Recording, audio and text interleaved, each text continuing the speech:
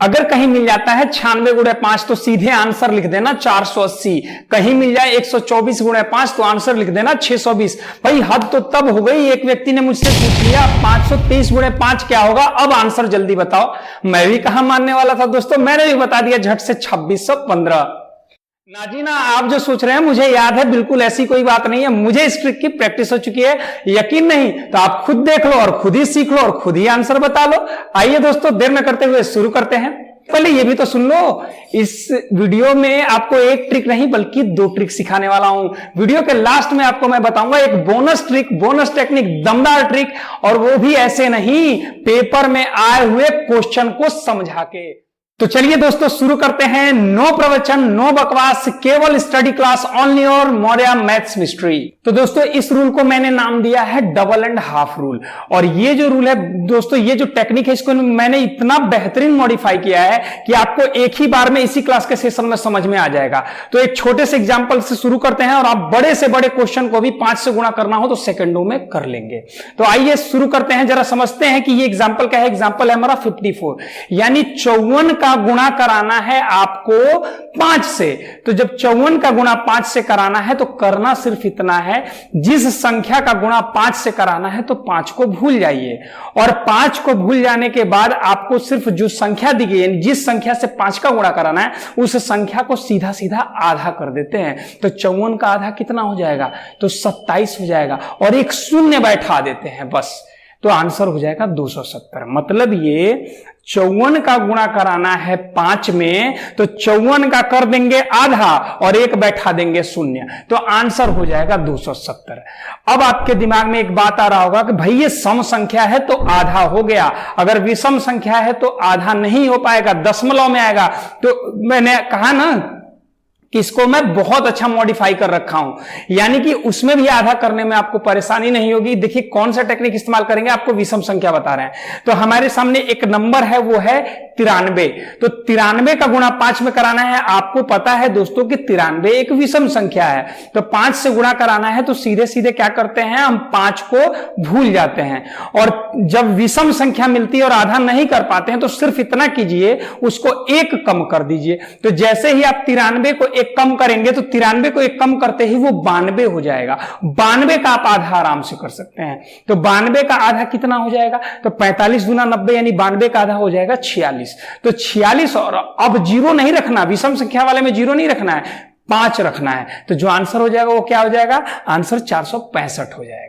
बस यही आपको करना है। जब सम संख्या है तो आधा करके शून्य बैठा देना है, जब विषम संख्या है तो 1 कम करके उसके बाद आधा करना है और 5 बैठा देना है। यानी विषम संख्या है तो विषम संख्या को 1 कम कर दीजिए और फिर आधा कर लीजिए। जब आधा हो जाए तो शून्य ना बैठाने की जगह आप 5 बिठाइए।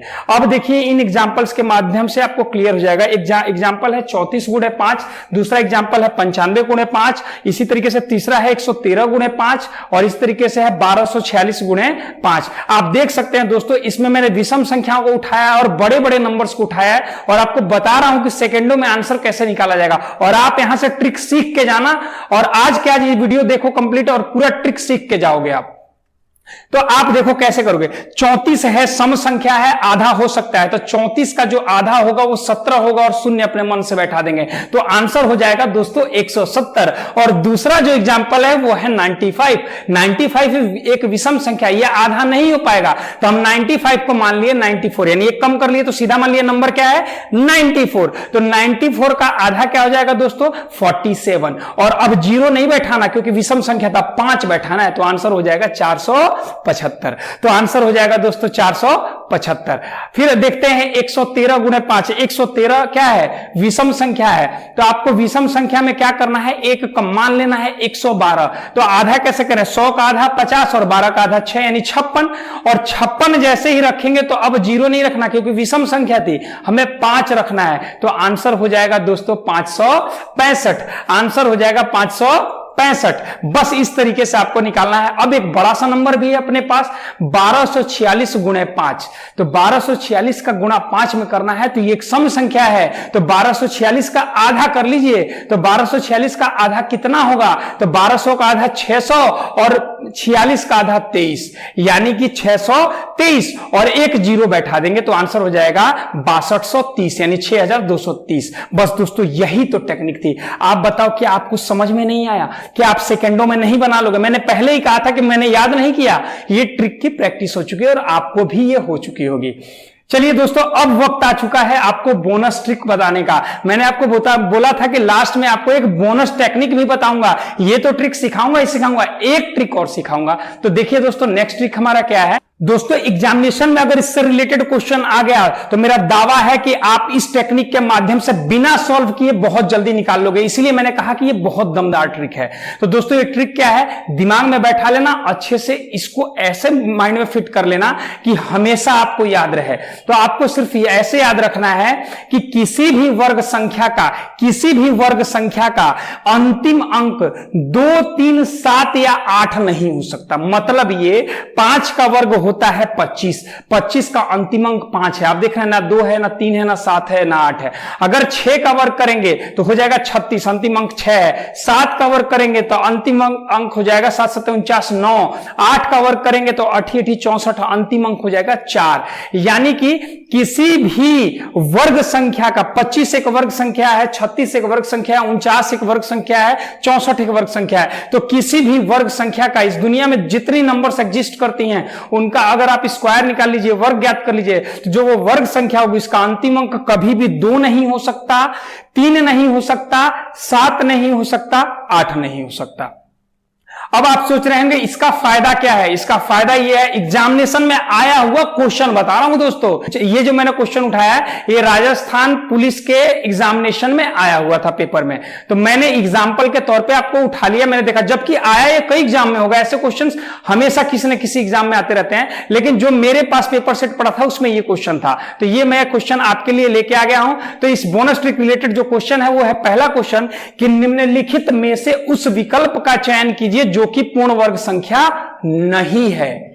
तो दोस्तों ऐसा जब क्वेश्चन आएगा तो आप क्या करोगे, आप सीधे सीधे जो भी ऑप्शन दिया रहेगा, ये ऑप्शन हमारे सामने है जो ABCD, आप उसका वर्गमूल निकाल के चेक करते हो कि वह पूर्ण वर्ग संख्या है कि नहीं है। तो इसमें बताना है कि पूर्ण वर्ग संख्या नहीं है, यानी तीन जो इसमें नंबर्स हैं वह पूर्ण वर्ग संख्या होंगी, एक नहीं होगी। तो मैंने आपको ट्रिक में क्या सिखाया कि किसी भी संख्या का अंतिम अंक, यानी किसी भी संख्या यानी किसी भी पूर्ण वर्ग संख्या का अंतिम अंक 2, 3, 8 और 7 नहीं हो सकता।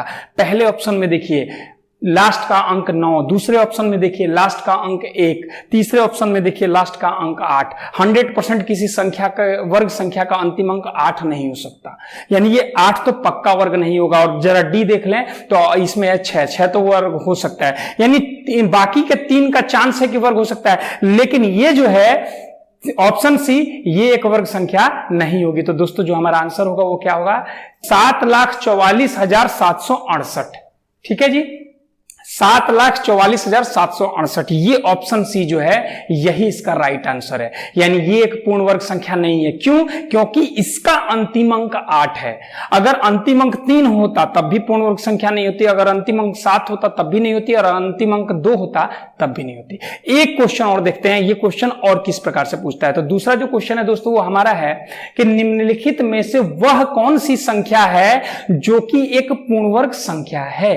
पिछले क्वेश्चन में पूछा, ऊपर वाले फर्स्ट क्वेश्चन में, कि कौन सी पूर्ण वर्ग संख्या नहीं है, और इसमें पूछ रहा है कौन सी पूर्ण वर्ग संख्या है। यानी इन चारों विकल्पों में 3 विकल्प पूर्ण वर्ग संख्या नहीं होंगे, एक ही पूर्ण वर्ग संख्या होगी।